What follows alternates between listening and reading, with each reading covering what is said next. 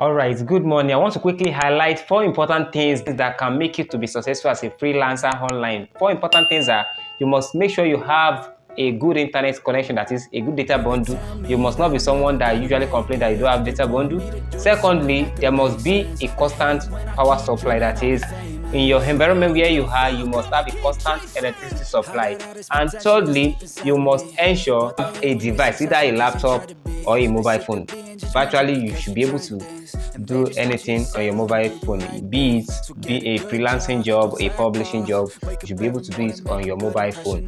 And fourthly, you should be consistent. That's the most important thing. A lot of people, when they do it for a month, 2 months, be it publishing, or maybe you are doing one freelancing job online, once you do it for 1 month, 2 months, or 3 months, you get tired and you abandon it. Don't get tired. Consistency is the key. Stay tuned. See you next time. Bye bye. And I don't think you have a clue, what could that be? They tell me that I'm never gonna make it. They want me to do something